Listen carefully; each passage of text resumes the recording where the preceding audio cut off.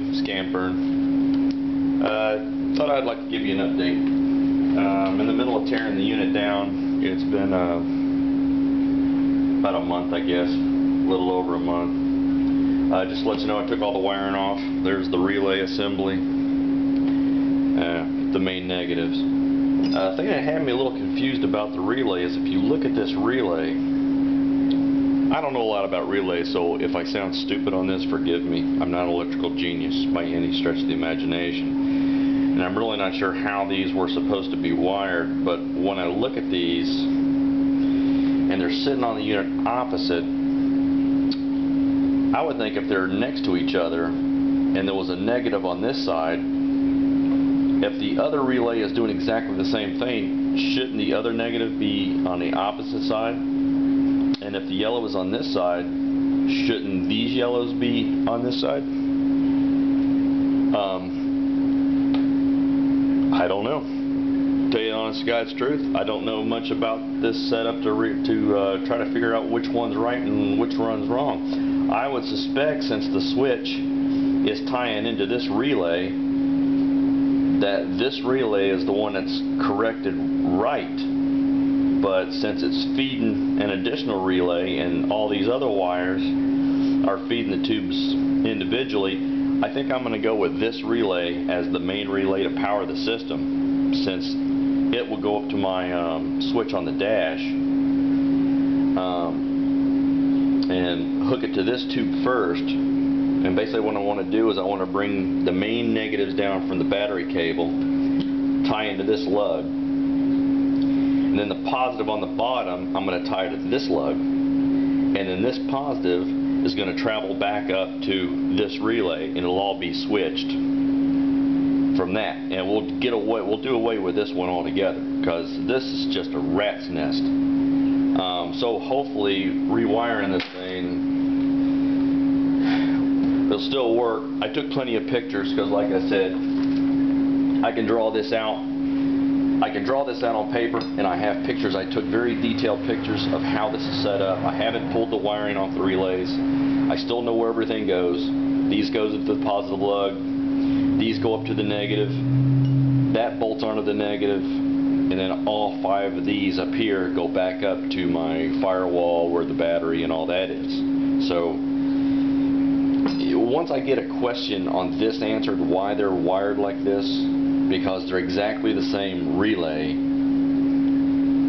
but they're not mirrored. The wiring is not mirrored. If this one is wired this way, this one should be wired exactly the same, but they're bass-backwards. The positives are correct, but the negatives are on opposite sides of the relay, and the switched wires on the opposite side. So I'm almost curious to, did I only have one tube operating? That's how little I know about this stuff. So I think I'm going to break out my electrical book, and maybe somebody has an answer on the forum for me. Anyway, I want to get rid of this. Let's go back to keeping it simple, stupid, and let's just redo the whole thing. So I'm going to tear the unit down, take a look at the cell. So once I get it torn down, I'll put the camera back on, and we'll see how she did. Okay, gang, pulled the top off after good months of abuse. That's what the top looks like. It'll clean right up. That's nothing big deal, no biggie. Because when you flush these, it's not exactly. This is the top half.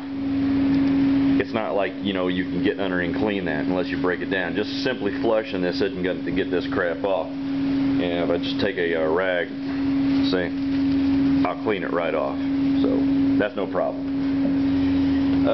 I removed the first 2 bolts just to give some clarity.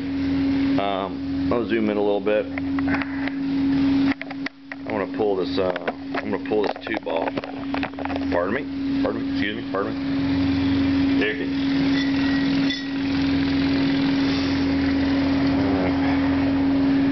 Let's see. That's the inside of the tube.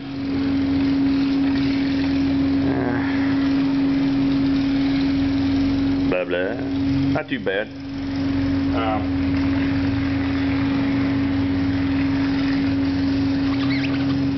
guess I could be using microfiber towels, but I figured, what the hell? I got plenty of time for that. And if you look close, it's nice inside. That's not a big deal. These will clean out really nice. Not a biggie. Alright. You know what? I'll pop the camera off of this. Just give me an idea. That's the nylon spacer at the top. And if you look at the let's see. Actually, they don't look too bad. Everything will get cleaned up. They still got a shine on them. There's no pitting. I can wipe the edges. They come clean.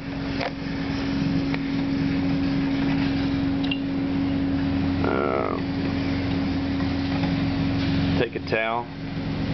They wipe right off. So not biggie. Not a biggie. I'll pull the other tube off.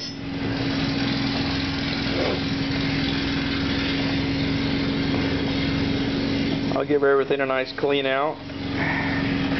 But all in all, it flushed pretty good. I didn't see a big problem when I flushed it. But I got to tell you the truth, that wiring's got me a little concerned on how that was wired. I hope somebody can come back up and give me a little feedback on that, because I really don't know what to think about the way those relays were wired. But let me get this back on the stand. Well, let me get back to work here. I'll clean it up, and then I think we're going to go on and just go ahead and for a rewire. So until the next time. Hey guys, just let you know, got done cleaning it up. Nylon doesn't come as clean as the stainless. For anybody who has a plate design like this, aquarium brushes are the cat's meow when it comes to cleaning these puppies. They go right in the plates. They come with a smaller diameter, of course. I've got enough space here where it's not a really big problem. I could probably use a smaller brush on this, but I just cleaned this in less than 5 minutes. Got everything scrubbed clean. I could actually use a bigger brush for this, but I just ended up using a rag for the tubes. But that's it. 5-minute cleaning. I'll take a compressor. I'm going to blow it all out. I blow it all out, make sure all the debris is gone, button it up, and rewire it for series, and then double check everything so I don't end up blowing myself up or something else. And we'll try to get this thing back together. And anybody who wants a sodium hydroxide, I picked this up at Lowe's department store, Aerobic crystal drain opener.